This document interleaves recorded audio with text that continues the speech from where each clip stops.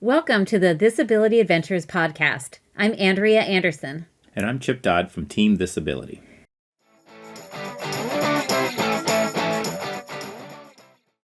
All right, I am here with Sarah Goldman and Mark Bolyard and Chip. They raced the national championships, the USARA National Championships in Bentonville, Arkansas this year. It's already been almost 2 months. We're recording this November 5th, but the race was in September and we've just been super busy, and thank goodness we're having an episode that has nothing to do with my broken ankle. So yay! We have a real race ramble. We're talking about nationals and what a cool place to have the race. But to start off, Sarah and Mark, you both have done nationals before, right? Mm-hmm. Yeah, a number of times probably. Mm-hmm. Yeah. All over the country. Okay, so yeah, it's so fun to bring together racers that have done a lot, have a lot of experience, and your trio have never raced exactly in this combination, but I've raced with Sarah in Morocco, and Mark, we've raced in the Hogback and C2C and had great races with you guys. So it's cool that you guys got to get together and race this race. I'm going to start off with the basic question of, what were your goals? Who wants to answer? Mark, you're smiling. What were your goals?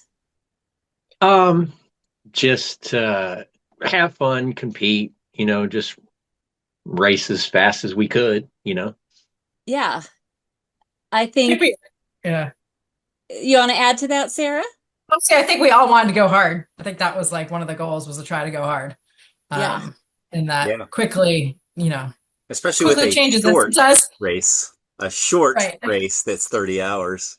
Sure. And it's a national championship, so it's like blow it out and then and then throttle back as needed. I mean, and so we obviously the race definitely went through phases, I think, and but yeah, we definitely started off thinking let's go for it. Yeah, and 30 hours, that's like on the cusp of a long race. Like, it's kind of a tricky length because 24, no sleep needed. 30, you're starting to get a little tired. Anyway, so we know your goals. I guess we'll just jump right in with how things started off. It started early in the morning and on a trek. And tell me, like, getting ready for that start line, how did that go? You guys were bussed and then given the maps. Did you get the maps before you got on the bus or once you got to the park? Yeah, once we got off the bus. All right. So Chip, tell me about getting ready. I mean, I guess it would start off with, we were not given much information leading into the race, right? I mean, literally, like the night before, we had no idea. Like, we had to figure out that we're actually trekking just by the way that they did the bike drop and the paddle gear. We were like, okay, I guess we're trekking. But they really kept the course secret, and so that it made it so we couldn't plan a lot. And it also meant that the minute you get the maps in the course book, you have a lot of work to do, but we were given a very brief period of time to do it. And so that's where some of our little hardship midway through the races, or even in the beginning of the race, was like, we didn't have enough time to really look at that, scrub that route book and get the maps all done. So that was a little frustrating. I think it just altogether made it, it felt like a very rushed race, like our minds was in going fast, but then we had no info. And then, just some of our normal, racing with you guys before, our protocols and things we would have done, but should have done, we didn't do because I think we were just rushed. Yeah. Yep. How much leading up to it? It was chill though. I mean, and I think we kept saying that too the day before. We're like, well, when you don't know anything, you don't know anything. So you just, we dropped our bike. We put stuff where we thought maybe we should put it, and it's just kind of relaxed. Actually, I think we all felt pretty chill the night before, which felt great. It was kind of nice. Yeah, it was nice. Yeah, it was really cool to stay in an Airbnb that had a garage. I know you guys were building your bikes in a garage with plenty of space to spread out. And, we got to meet Mark's wife and his daughter, who also volunteered. So it was a really fun family atmosphere. And they made dinner and just really made it easy and fun. Even for me, I didn't obviously have much to do but watch. So you're at the start line, you felt rushed. There might have been some things you would have done if you'd had time, but you'll have to tell me when you realize that as we go. But so, Sarah, how did it start off? Yeah, so it was a trek, and we were like, yeah, we're running. We were like just kind of wanted to get out of the gate pretty quickly. We were right up there at the front at the start line, and got onto the trails. And I think as often we do, and especially kind of the mindset that we had of wanting to feel competitive, it was like we're clearing this first trek, right? Which is like the first assumption we shouldn't have made, right? And I think that ends up being like one of the biggest cruxiest pieces of this whole race for many teams, and we can get more into it. But just, that first trek, I think we started off pretty strong, and I was not in the maps. I'd also say that like it got hot, which ended up being the name of the game for this race. It got hot fast. Like really in the first 45 minutes or so, it was, whoa, like temperatures were really soaring. And I think we kind of kept looking at each other and saying like, how is it only like 9 a.m. right now, or whatever time it was? So I think the heat set in right away. And then I think we started, bobbled one of those first early, not too early checkpoints, but I think as soon as we started kind of coming off the trails, things started to go a little bit differently than we had planned. Yeah. So, and it's humid there. That heat must have been brutal. And honestly, your nav wasn't so bad. Like, as everyone heard or saw, there were some hellacious mistakes by a couple of the top teams that were kind of fun to follow because you're like, what are they doing? Of course, they fixed themselves and got after it. Yeah, they got after it. But yeah. But just back to the heat. So I would just say the heat, I think, affected me immediately, right? Which is actually unusual for me and kind of caught me off guard. So I blew up pretty quickly in this race and then kind of stayed in the not feeling greats for like the majority of the time we were out there. Just because you didn't have a lot of opportunity to recover. And I know you guys can go into sort of the rest of what happened with that trek, but just knowing that for me personally, that was something that I don't normally experience. Is a heat stress in that way. And so it was kind of caught me off guard, and it definitely impacted the rest of the race on my end for sure, and really everybody since we were moving together. Yeah, that affected you all, right? Because you all ended up running out of water. What was that like, Mark? Yeah, I think again that goes with the planning ahead of time, because I know I only put, I think, a little over 2 liters in my bladder. I had a 3-liter bladder because we just were thinking that it was going to move a little faster than what we thought. Yeah. And I still think overall we were moving quick and we were doing good. But then, like, after we had that little bobble on that, or what, the 4th point or whatever, got back on track. And then our lack of setting I think that's where we should have set somebody like Sarah to say, okay, here is our cutoff point. We're at this point. We should start bailing a little earlier than we did, but it's just that heat and lack of water. And we just saw no water other than at the very first checkpoint or second checkpoint. Yep. And by then it's like, you're just right in the beginning of the race. You're rushing around. Like, are you really going to refill and top off when you think you're going to be at a TA in like 3 hours?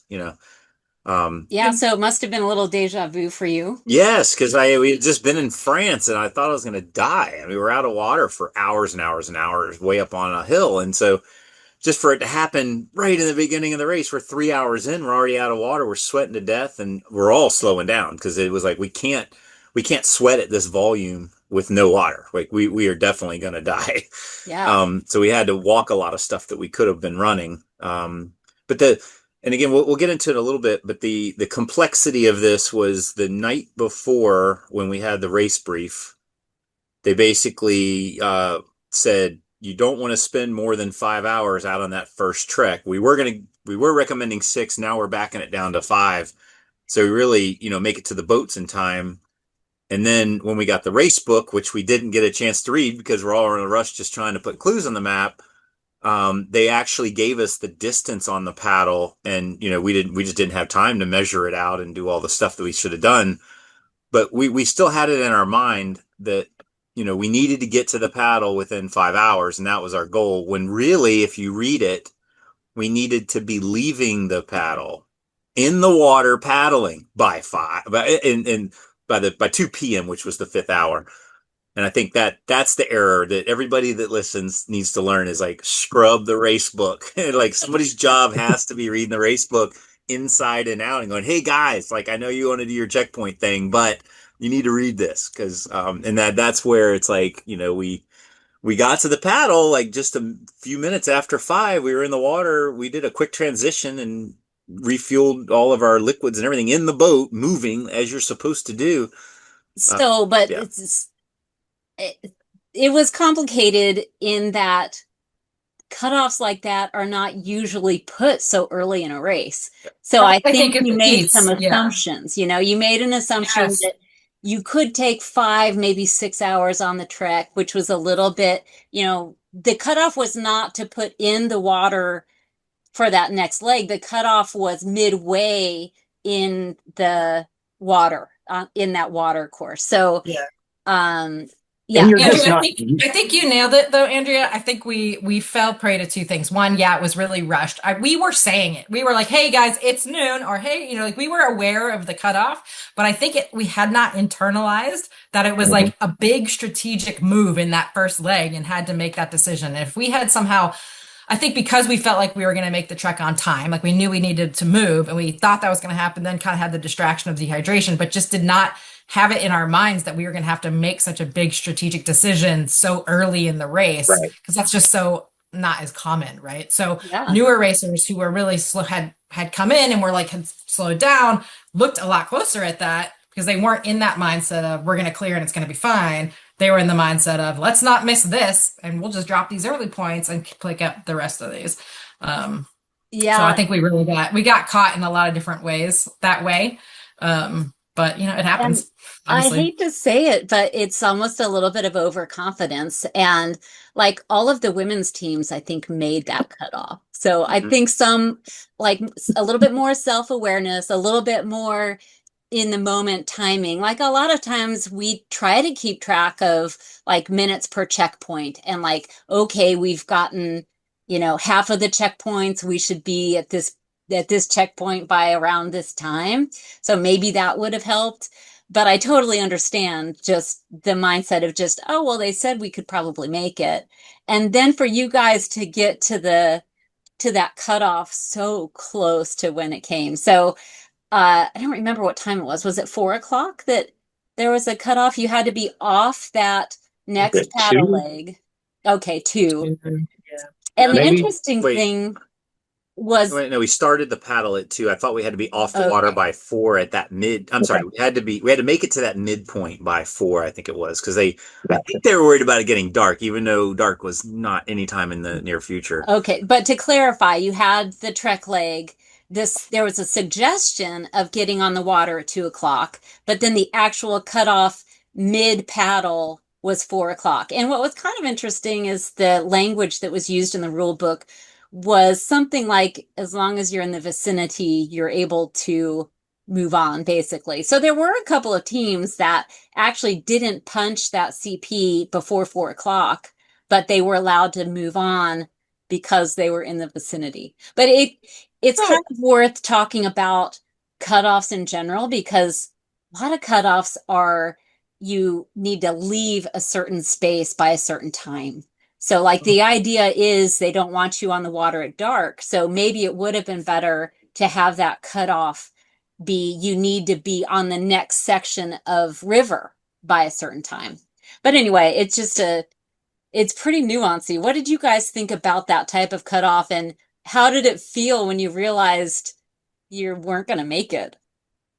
I think one of the things that, like, two things I want to say, because it also highlights something else that we often don't think about in adventure racing. But one, we were in good company at that point, also, for the record, Yeah, a right? There were lot of also people some missed very it. good teams and very good teams that were right there in that same space and not making that cutoff and had the same, like, kind of got caught up in the same things we got caught up in, right? Yep. Just remember talking to Abby and Brent in that space, and they were just sort of like, how did that just happen? Kind of thing.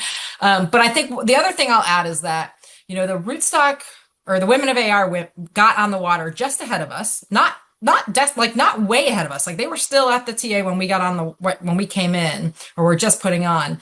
And then they just hammered that paddle. They hammered so hard to make it by 4 o'clock. And I think that if we had been perhaps more efficient as a paddling team, or were in a position health wise to hammer that paddle, we might have still made it.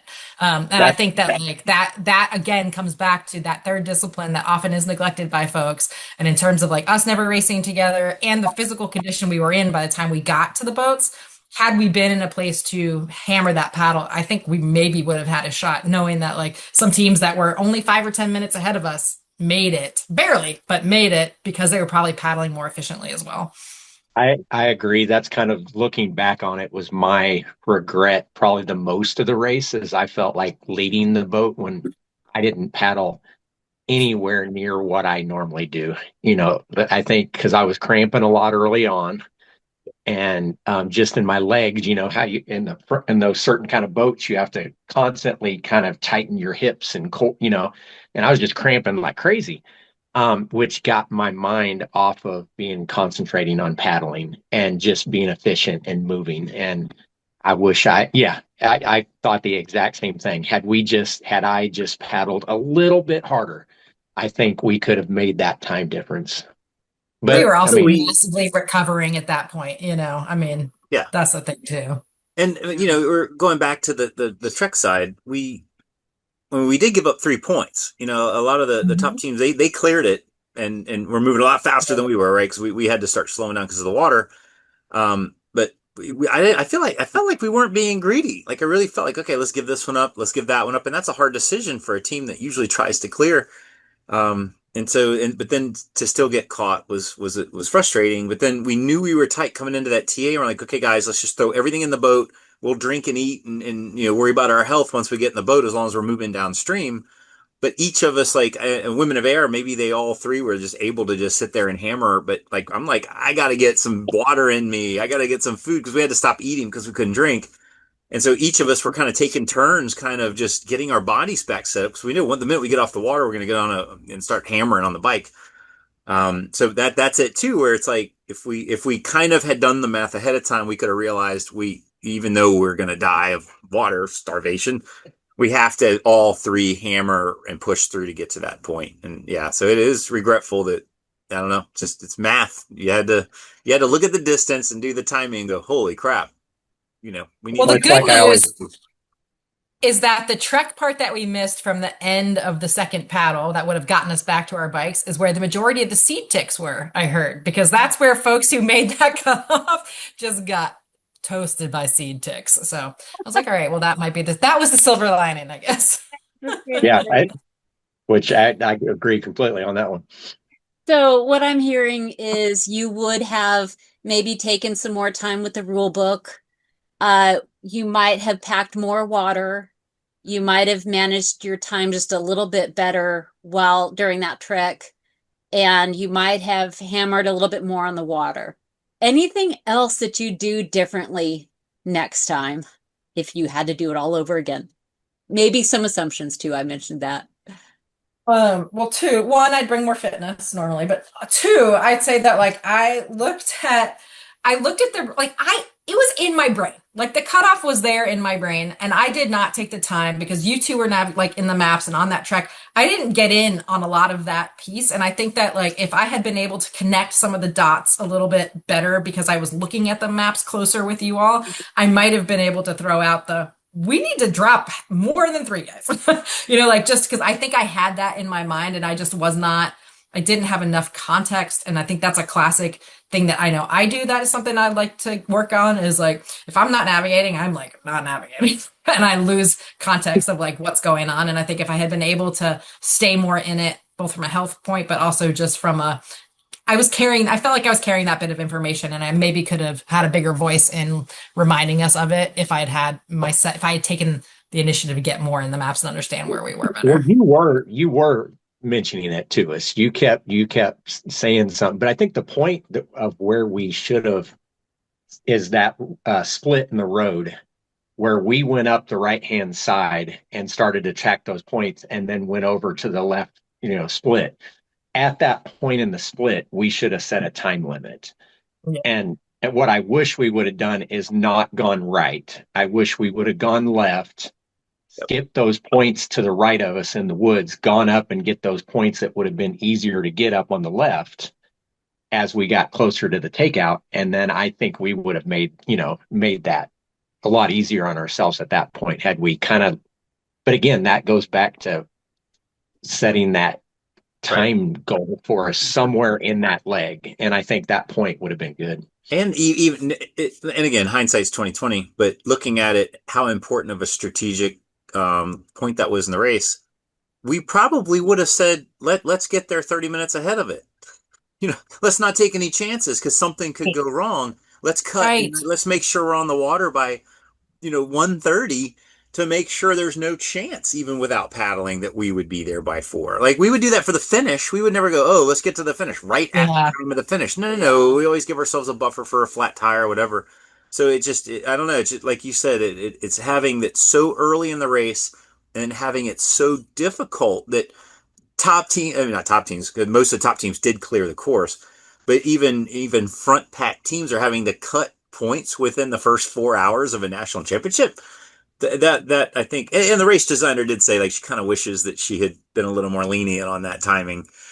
Although I think it's all, I don't know, it's something different, right? I mean, if it keeps it interesting for sure. I definitely think it was a fair game, I have to say. I mean, it definitely, favored teams that manage their time really well and favored teams that paddle well, which is not usually the case, but it's all fair. So I guess, and we need to move on from this. It wasn't all about that, but so it did determine a lot of the placement later on.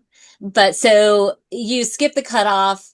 Tell me, like what was next, how you felt, how did you get yourselves back to, regrouping and moving forward? How about you, Chip? Okay. Yeah, go for it.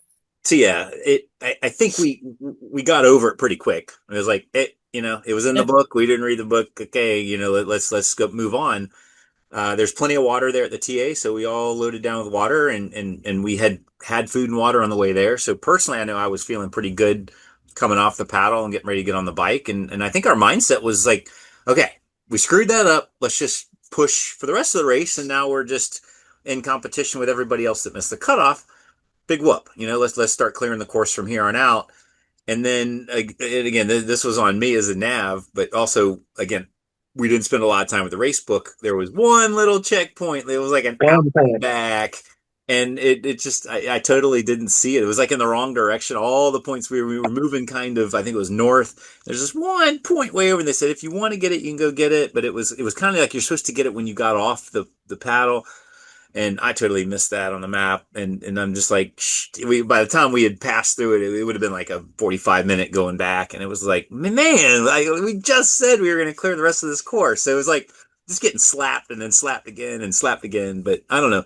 From a dot watching standpoint, I thought you meant to do that because it was pretty far out of the way and there was some single track, it looked like. So I thought, oh, well, they're just maximizing now the minutes per checkpoint. So I thought, oh, well, good job.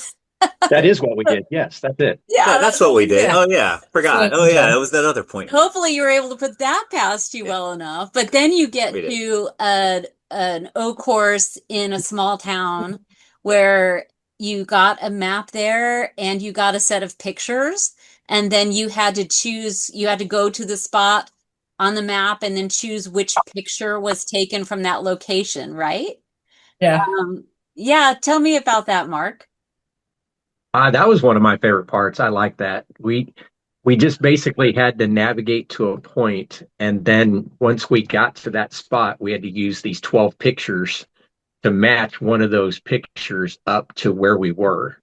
And, for example, the first one was rocks in a river, but there was two spots where there were rocks in the river. And so it took us just a little bit to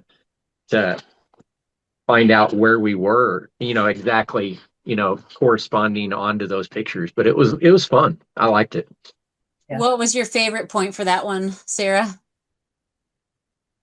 I don't know if it was a favorite point, but it was just fun to get to those spots and then be like, wait, what? And like there was one where you think it's really obvious because there's like a word painted on the side of the wall, and you're like, it's not that. And you turn around and it's actually a picture of the water tower that you can only see because if you turn around and look for it, right? So I think it was like one of those times where it was, late evening. It was starting to be late in the evening. It was still light out, but it was just like perfect weather in a cute little town. And we were all just like, man, if this was like day 3 of an expedition race, we'd be definitely having a pizza and drinking a beer because this is just a cute little town, Yeah. Do you remember the So it name was of just a that town? nice.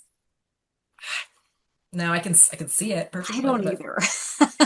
And the ride over to it was actually pretty. It was on the roads and like through some neighborhoods and stuff. And I think we were in pretty good spirits through that ride, and it was pretty fun. So yeah, coming into that was great. And that was a really fun way to do that, of course.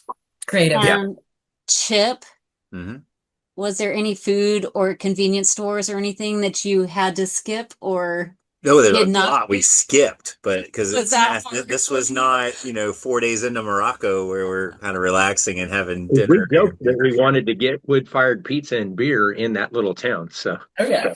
But no, we did eventually. We'll talk about that in a little bit. We But had not at that not at Yeah. that time. Very late in the race, we had a little happy point at a convenience store. Okay, well, good job. Yeah. Then you got back on a bike leg. Was there anything notable about that bike leg? You remember that? That was just traveling to the relay, right? Yeah, the relay. I don't remember a lot There was about it. nothing I know it special was, about that bike ride, I don't think. no, I mean, still, it was light outside when we started it, and we were kind of cruising through the town. It's a beautiful little town, and I remember that we passed those cops, and they were like, "What the hell are you guys doing?" Like That's right. like That's they didn't right. tell you. But yeah, I mean, I guess it was kind of uneventful in my mind. I can't really remember that bike ride to the Oak Course. It was just, oh, Was it dirt wait. roads or There was the error. There was dirt roads, yes. But remember, we tried to punch through. Wasn't that where we tried to punch Was through? that or was that after? I think that was after. Was that That was after? after. Okay. That was the next. That was leaving the Oak Course. I was leaving the Oak Course. Okay. So we'll talk about that a little bit. That was my nav bobble. so then you get to my TA, Yep. the O Relay, which was the best volunteer spot in the world because it was indoors. There was food provided. I think there was pancakes and bacon, and were there eggs or just pancakes and bacon? I don't know. Well, Some bacon. anyway, you guys got there and had the Sausage. choice of 3 different maps. One had 6 points, one had 3 points, and one had 1 point. And you could only go out one at a time. So who went first and why? I ended up going first. I volunteered for the long leg. Yeah, I had in my mind that I wanted to go first just because that gave me a little bit of rest afterwards. That was a hard trek, hard navigation. I don't know if it was just tiredness. I tend to do this where if I'm in a campground, a TA, and I come out of the TA and start to kind of navigate, I get myself turned around. I don't know if it's just because your mind's not in it yet. Yeah. I also I think my main error is there was the map that we were given kind of to me what my brain said was my brain's like, this is a gravel road, and the way it looked on the map was like I'm like, that's a gravel road, but that was a creek bed, an actual river, and it didn't look like that on the map. And so when I came out of the building in a certain direction, I expected to see a gravel road, but I had it just part of it wasn't on the map, and then I wasn't in the right place, mentally to what I was supposed to be seeing. So it took me a while to get oriented. Ended up finding somebody that was working there in their first week and kind of got me. I'm like, hey, you know where you are right now? And they helped me for a second, got me back on track. And then I ended up teaming up with Jesse. Is it Hadberg? Yeah. Yeah. Yeah. So me and him tag teamed together, and we went through some of the most gnarly.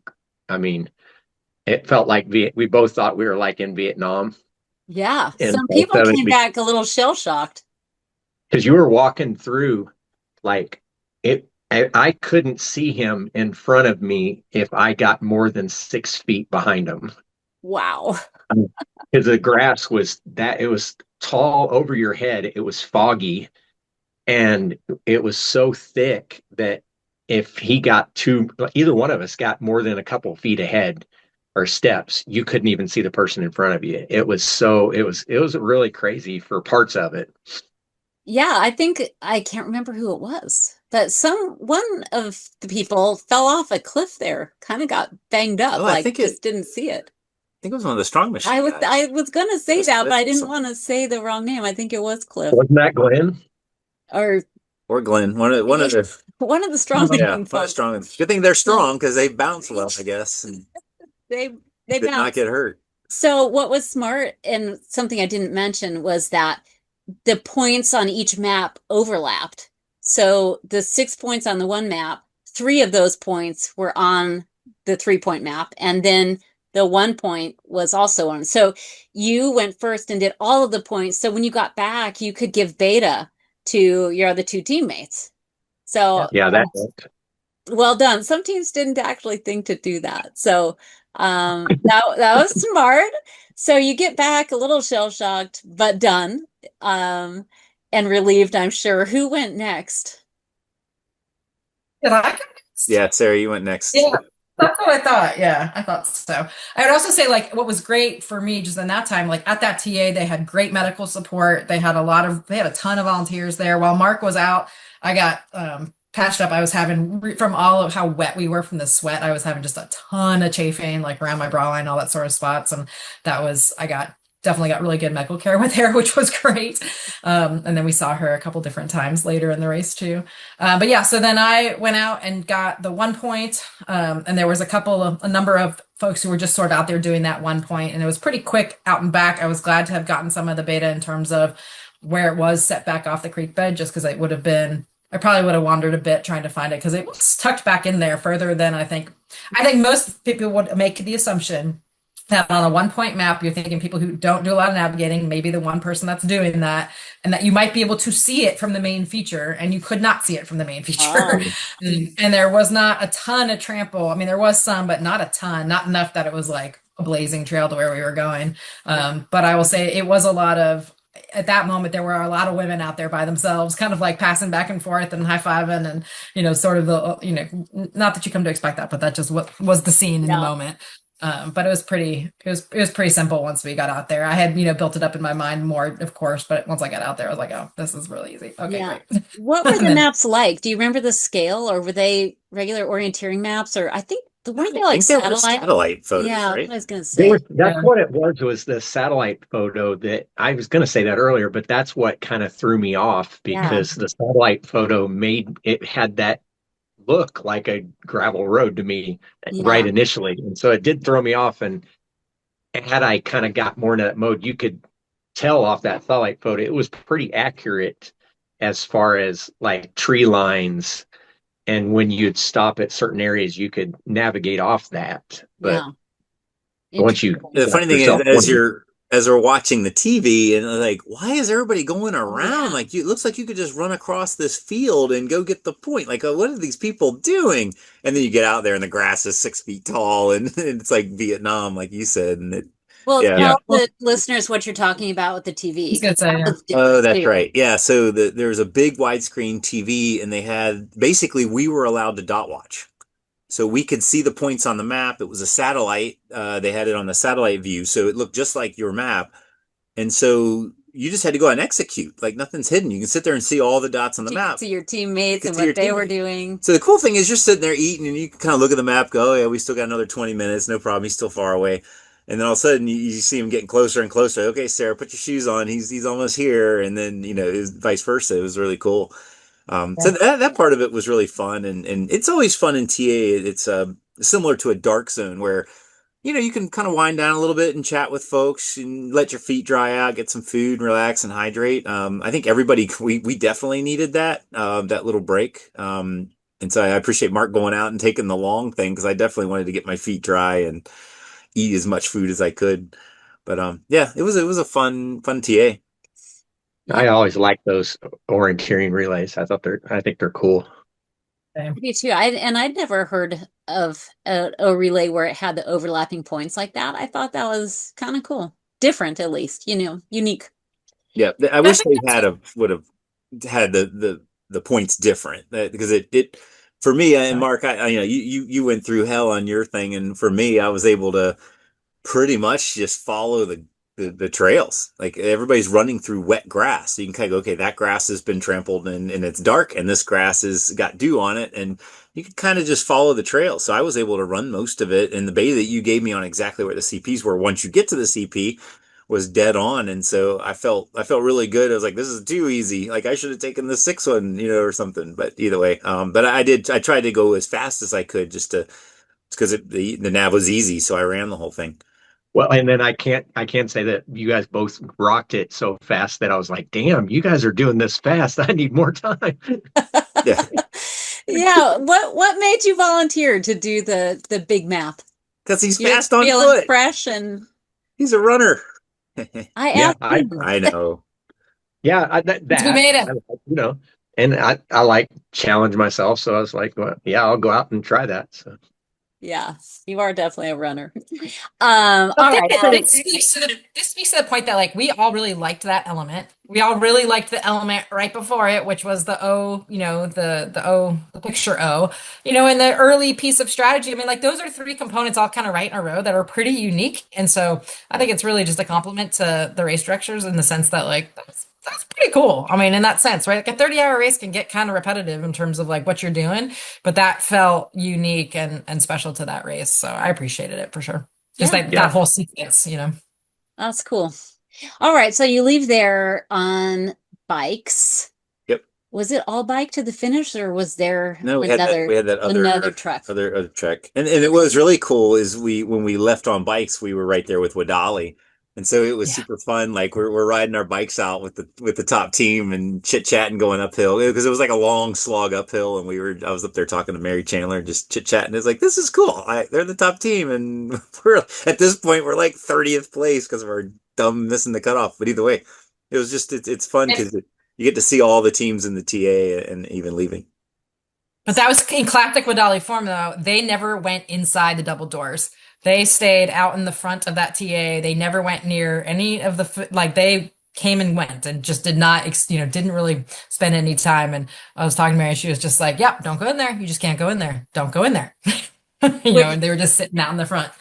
they have got to be the only team that did that. I Yep. think that's a little crazy. I mean, I understand it.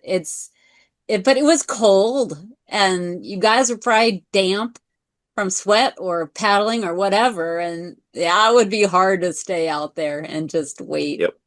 And I Yeah. don't even think she took her shoes off. Like Mary was sitting there ready to go, like, even though it's going to take Yes. the guy an hour out there on the thing. And but no, she was still. I was impressed. They were dialed. Yeah.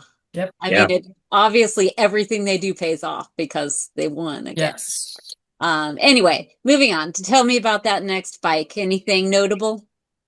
My bobble. Anything notable, huh? Let's see. Yeah. Yeah. Oopsie. Oh, what So bobble? this was a whole bunch of dirt roads, and and I'm usually really good about following around the dirt roads, and you measure every intersection and all of that. And so, but there was a map fold, and I think what happened is I made a corner and hit the tracker, but then did the map fold, and then got like basically confused on where I was, and there was a parallel feature where like there was because these are all very straight roads. It felt like farmland Yeah. and stuff like that. But yeah, there's a road coming in on the right and one on the left, and they were like maybe 100 meters apart. And we get to that, I'm like, okay, we're probably where we should be. We need to make our right turn, and we just went in and out of this person's backyard, which was a dead end. And like And then we kind of went north and was like, okay, there's nothing down here. It was just something's not right. Let's keep backtracking. And we spent a lot of time trying to figure that out. And um, there wasn't any close by features. Mark had the best idea, which was like, let's just go north until we hit that main road, and then we know exactly where we are. And we should have done that. But either way, we ended up going south and found another way around, which is actually the way the most of the other teams went, was the other way around. Because this was like one of these strategy things where do you go up and around or you go south and around? And I looked at it thinking the north around way was less topo. I think that was Mark. That was one of the things I think we looked at the map. We were like, we could go either way. This one looks like it's more efficient.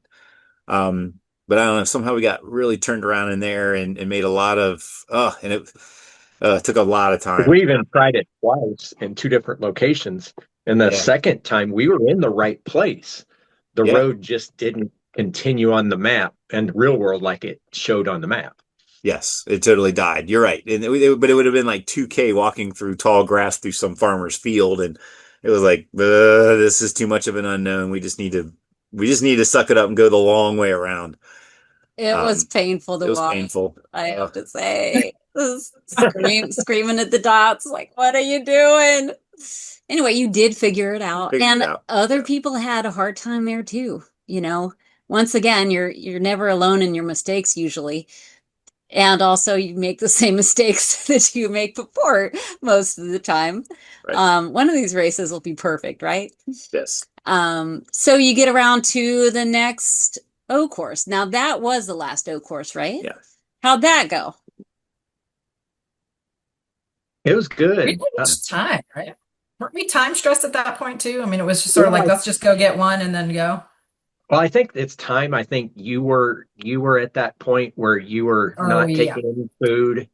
And I think there's two things at that point. You weren't doing too good. And that was the point where we were all in that kind of mind frame. And that's where we were told all the seed ticks were. Yeah. And we were like, all right, we're at the point where we are. Let's just go get that 1 point, see how it is. Because it was mostly on trail. And then at that point, we were just like, well, we might try to go get another one on the way back in, but we just decided to get going back on bike to not stress you out any more than needed to be at that point. I was just going deeper into the hole at that point. Yeah. I was thinking that we chose that point because it was further out than some of the closer points, but it was, like you said, it was all road. I kind of thought of it as recovery because like on the bike, you're kind of hammering a little bit and you can't really eat and drink. So I know, Sarah, you were having a hard time eating and feeling nauseous from time to time. And I was thinking like we picked that point, like let's just walk down the road at a reasonable pace as a recovery walk. Like, so get off the bike, let's different set of muscles, eat food, drink, and get you back healthy again, so that we can get back on the bike and start hammering. Because once you get on single track, like you're not eating and drinking once we got into Bentonville. Yeah. Well, the fear of seed ticks is real. Yeah. I don't know if anyone out there, if you've never had them, hopefully you never will, but I have. They they attack you in the millions. Literally, they look like little pieces of sand on your legs and they crawl up as far as they can go to whatever nether regions you've got. Anyway, they're the real deal. But Sarah, tell me about how you're feeling and what do you think was going on? I mean, I think it's just typical, like got super dehydrated, got way behind and never caught back up. Yeah. Even though I felt like I had at the TA, I mean, we were indoors and seated and I didn't eat a ton while we were there. I mean, I think it was a classic, like where I just was really not getting calories in, though I was still drinking 4-hour fuel.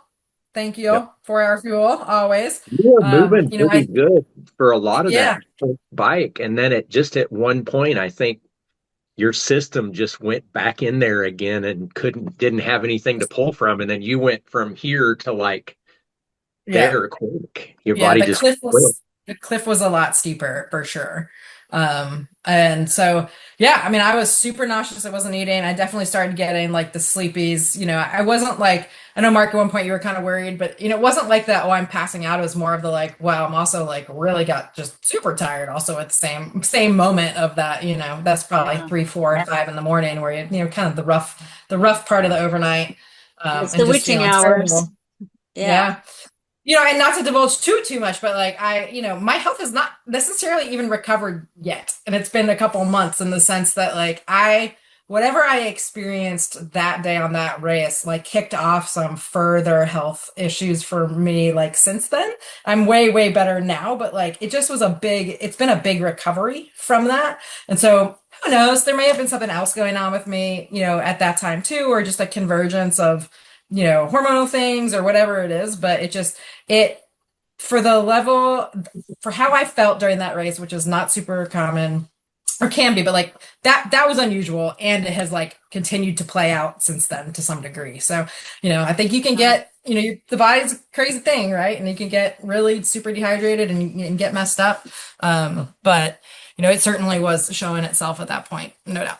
Yeah, when your electrolytes are unbalanced, your sleep's off, and you're pushing your body, there's bound to be some Sure. reverberations, and yeah, Yeah. well, I'm glad you're coming back around finally. Yeah, finally. That's No, rough. I do feel good now. And definitely had like a ton of testing done, and I've just been like kind of looking into sort of what maybe could have happened, and or I mean also it's like coming in with not as good fitness as you might like to have, pushing really hard. I mean, I think a lot of folks who are our peers and contemporaries, it's like all of our minds are stronger than our bodies in a lot of ways, right? And so it's like you can push yourself past what your body is really in a position to do. And that's been sort of the name of my game racing a lot this like maybe the last year or two, is that like my brain's in a place that my body isn't. And so I think that that's part of it too, right? Is that you can really get yourself into a hole when, I mean, this is like how people end up with like rhabdo and like all that kind of stuff, where Yeah, it's like you can get yourself into a serious hole stuff. because your brain's like, whatever, because we've got the experience, Yeah, right? And we've got especially your the, brain. well, I mean, You've got a well, lot of anybody mental who's toughness. called, anybody who races as much as we do, right? It's like you have that muscle memory and the brain muscle memory to be like, "Oh, I can do it," but your body's like, the hell you can, Right. right? Do you Didn't you know say how you old I had am? something? Right? Yeah. Didn't you say you had something coming into the race? Well, yeah, I had COVID like the month before, like 3 weeks, Yeah. 3 to 4 weeks before, right? So I think yeah, that maybe was part of that too, right? Yeah. Yeah, So who knows? Who knows? yeah, and But all snowballs. Well, thank it you for does. sharing that. I appreciate that. Yeah. Your listeners do too, because, a lot of us have been there before. So you Yeah. guys get back on the bike, and this is the final bike, but it's a dog bone style. So you've got to get 2 points in order to get one in for some of them. And did you get the map at one of the points, or how did you know which points you were going to go for and what you weren't going to Well, go we for? when we left, because we skipped all those points, I think we were back ahead of schedule. The sun was just coming up. It was a sunrise. I remember the roads heading over to the single track area where it was just a beautiful bike ride and the weather was good. And um, but yeah, I think we had plenty of time, and we were like, let's just start clearing it and just see how we do, and then we'll start cutting if we need to cut.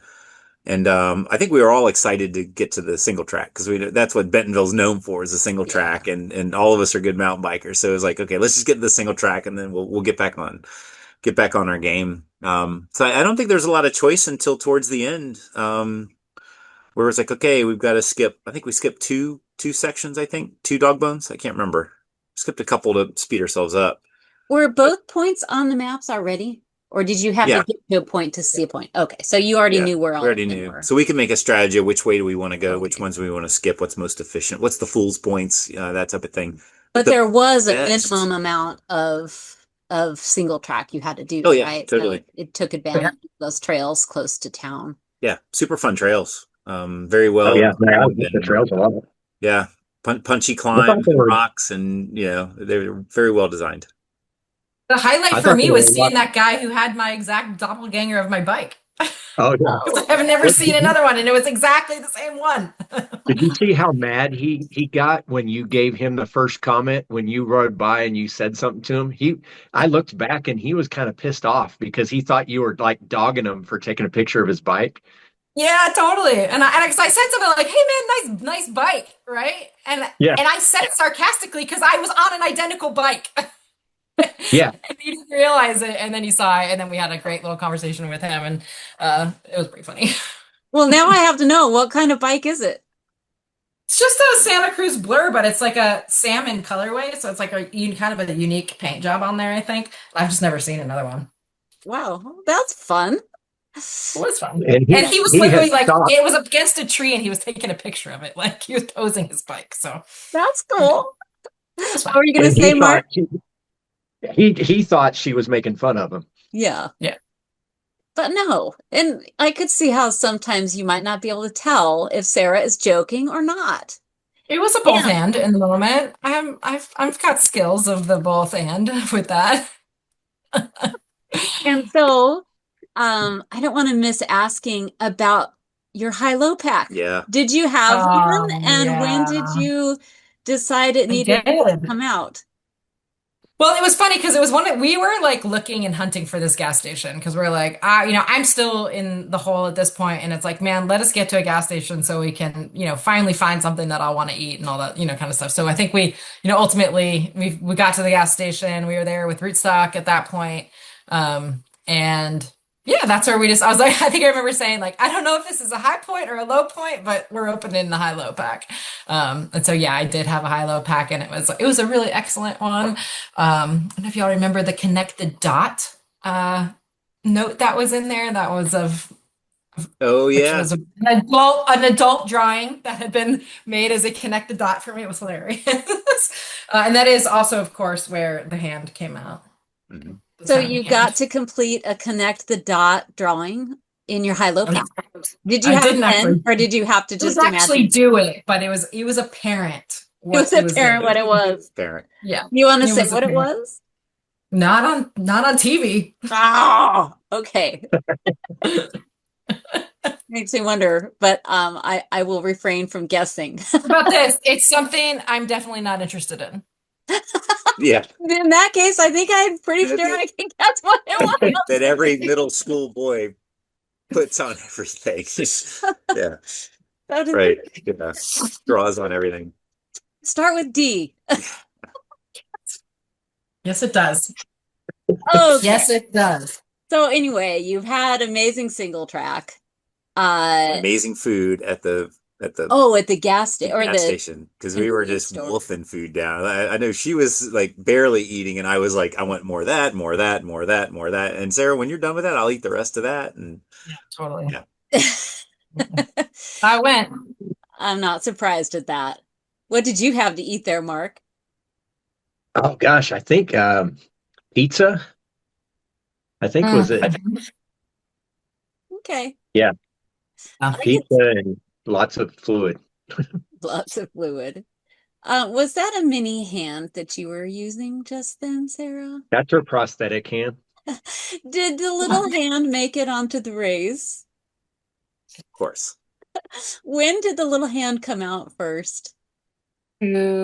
First, we were with that photographer at remember we were over that bridge and like your lights had come apart or something, Yeah. and that tiny hand came out, and there's a really good picture of the tiny hand, I think, helping Chip put lights back on his helmet or a battery Yeah. or something like that. I'll have to look The for that photographer video. definitely had the reaction, not quite as strong, interesting a reaction as the woman in Morocco, but the photographer was definitely like, where did that come from? What are these people doing? Yeah. Well, Yeah. I would recommend the little hand if you want to surprise your teammates and it's not much Mhm. extra weight. Yeah. All right, It makes so we come around to the finish line, which is at the gosh, what was that building called? Ledger. The Ledger. Thank you, Mark. What was that like coming into the finish, riding up the Ledger? Well, coming up to the finish was fun. Was fun just riding all the greenway trails. We got ourselves a little, as well as I think a lot of teams did, turned around a little bit coming into town, making sure we were heading the right road. But we were with like what, 5 other teams. I mean, that was fun. Like we got a whole bunch of people that we knew, and the Wicks were with us, and they're from Bentonville, so we're like kind of following what they're doing. And Burf we Park was there. it's worth noting that there was very specific rules of travel to get into the Ledger, right? And that ended up being something that then took us a bit of time to figure out. And then I also know that coming into the end of the race, like I know Women of AR, that was like right there in the last moments, and they were stressed out trying to make sure they were coming in the right way. And then ultimately, like post race, there were complaints lodged, like around not for Women of AR, but other teams in terms of having, not followed the rules of travel coming through there. So we were really deliberate and really careful in terms of making sure. And we did a little bit of back and forth, but it was certainly like one of those times where it's like you come into a town and you're like, man, you better be exactly on, or We you're just going to didn't, we all kept saying we just didn't want to make sure we were on the wrong road because yeah. everybody was watching us at that point and Yep. could easily dock us whatever they could have docked us. Yep. Yeah. So, the Ledger building, if you don't know So and you're cool. listening, there's like a sidewalk that winds around the building. Is it 6 floors high? Six, Felt like 6 or six so. floors, Yeah. 6 or 8 Yeah. Yeah, floors. It was a fun way to ramps. finish the race. And it was like once you're there, you're like, okay, we know you have like Yeah. this 4 or 5 minutes of just riding on this building going up to the finish line. It was super cool. Yeah, D- I thought Dana, Pretty chill too. Dana asked me, she goes, "Did you just hate having to ride up that at the end of the race?" And I thought it was, I mean, the adrenaline of being there and hearing everybody from the top. I didn't even think twice about it going up. Yep. Yeah, it was pretty it was not very steep. Yeah. yeah, it's gradual. Although once again, it was really hot and some teams were having some really hard time with the heat during that afternoon. That little bit at the end was a little bit of a pushover for some teams. They needed some ice and stuff at the top, which they were really ready. They were ready to help. So, anyway, Mark, how did you like having your family there at the top? That it was cool to That watch was a that. lot of fun. Yeah. I was surprised to see. I knew my sister was coming in town, but I didn't think they would be at the finish. Seeing everybody up there was really cool. Yeah, that's really cool. I always love meeting everyone's family or significant others. It just helps you get to know them that much better.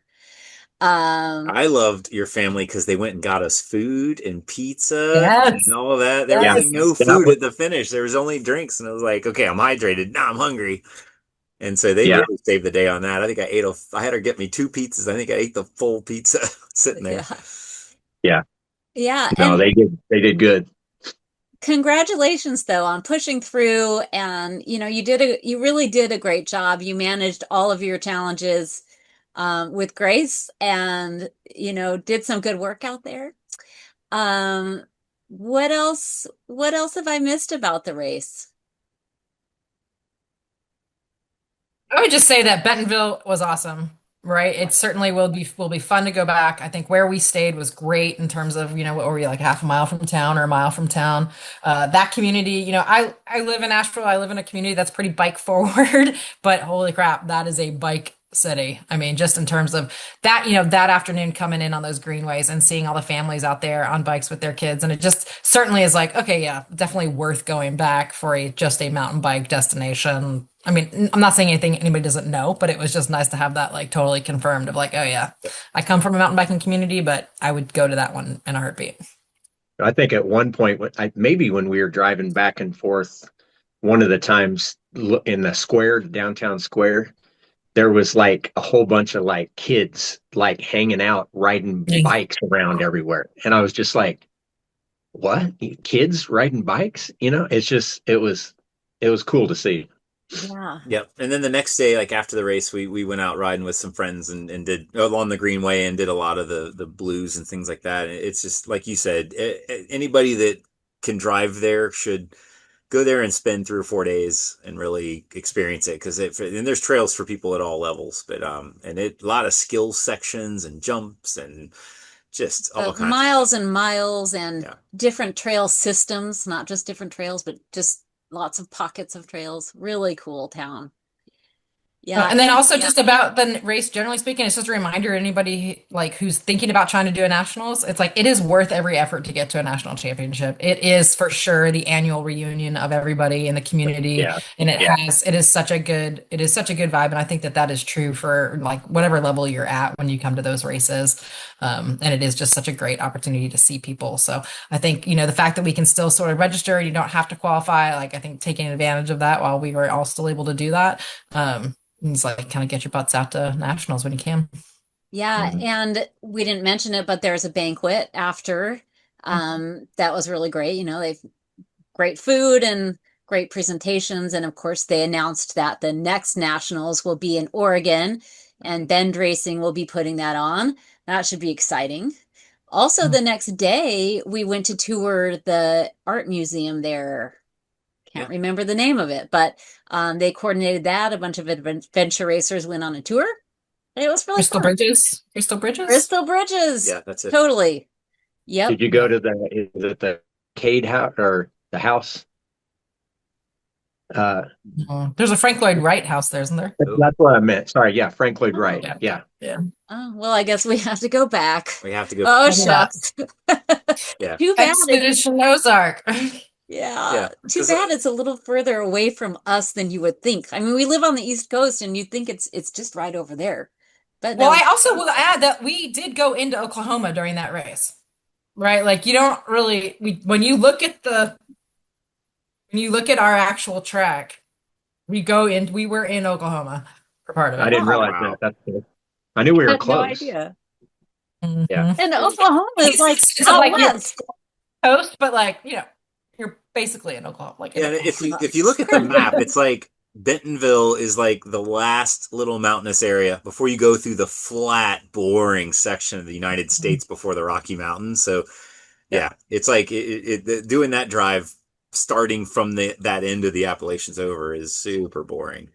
Appalachians is what you meant to say. Not Appalachian, not Appalachian, right? Yeah. All right. But either way, like you were saying earlier, props to the race director. It was a really well-designed course. It was a lot of fun, a lot of unique. Bentonville was an amazing location. A lot of times we do a race somewhere, and it's like I don't need to go back because I just did a race there. And Bentonville is one I would love to go back for a week and just really explore. For sure. Yeah. All right, guys. Well, thanks for telling me about the race. What's next? What's next for you, Mark? Oh gosh. Right now I don't have anything planned. I'm kind of trying to recoup some of the spending from the last year. Um, I'm planning on Blue Ridge probably for sure. Mhm. But It, other than that, it does take funds. Yeah. What's next for you, Sarah? Well, I'm doing this really cool thing. I'm working with, so part of like the medical stuff that I've been dealing with since this race, I'm working with a company called Rebel Health, which is like a concierge medical service, but they also like strength and conditioning, dietitian, like the whole sort of like coaching cohort of people. So I'm working with a coach again, which I have not done in a really long time. A lot of folks know that I did coach, but I have not had a coach myself for quite a while at this point. And so what we're doing is we're doing like a hard reset of everything. And so I am working through a training plan, some training plans right now that are like almost as if I was like starting at a walk. Right. And so it's a really interesting opportunity to kind of like really slow things back down. And I feel like I am building a base from the bottom. I'm not there, right? Like that's not where my fitness is, but it's like that's kind of the mindset we're going into it with. While also like working on supplementation and hormone stuff and just like kind of getting everything into a different baseline and then really building back up from that. So it's felt really good to just sort of be running again, like just running to run and like running with like a little bit of intentionality in terms of not being in the woods as much. But yeah, it'll be fun to follow along to sort of see how that progresses as like kind of really just getting more dialed into both the fitness and not the fitness, but the strength and conditioning and the specific training alongside the nutrition. Yeah. So yeah, stay tuned. Yeah, I'll be anxious to hear more about that. And of course, I would love to race with either of you again someday, somewhere, Yes. somehow. I think it'll work out. I don't know when or where, but Chip, what's next for you? What's next? I guess we have a race coming up this weekend. It's a free race in Crozet, Virginia. I think it's 8 hours or something like that. So There's a 4 hour and an 8 hour. 4 hour and an 8 hour. So this is gonna be really weird. I thought you were gonna say like Croatia or something. I was like, I'm sure, yeah. That's No, all you need to do. Crozet. Exotic Crozet, Virginia. Crozet, Virginia. It's right near Charlottesville, Virginia. It's a little bit west between Charlottesville and the Afton Mountain or the Appalachian. Is that how you pronounce it? Yeah. There you go. Good job. So that's going to be the fun race, and an 8 hour race compared to all the expeditions we've been doing, it's going to feel like a sprint for sure. Where it's like basically you just need a water bottle and a space blanket and just high heart rate and kill yourself kind of thing. So I'm going into it solo, just going to blow myself up, I think, because I don't have something I'm worried about, like, oh my God, I'm going to twist my ankle. I'm going to be out. So I can blow it up, and I've got a month or two to train and get back in for New Zealand. We're doing the Magnificent again this year, next year. But so that's my next big race is there. That's a awesome. You're welcome that I'm not racing with you this Saturday. You can sprint race, and I am also doing the race. My team name is thisABILITY Untethered. I get to go however fast I want to. I can get as lost as I will because I haven't navigated much in a long time, and who knows what'll happen. But I guess officially it's my first race after recovering. So we'll see what happens. You've worked so hard to be back healthy and recovered. So good for you. Congratulations. I hope you have an awesome day out there with yourself, untethered. Thank you. Yeah. I'm trying, but it's a journey.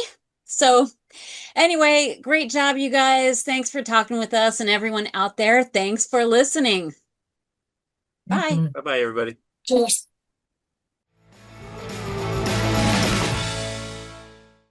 We hope you enjoyed this podcast. Please take a moment to leave a rating and a comment. To find additional content, including the video versions of these discussions, you can search for thisABILITY Racing on YouTube, Facebook, and Instagram. We hope this podcast inspired you to focus on your abilities and plan your next adventure. See you on the trail.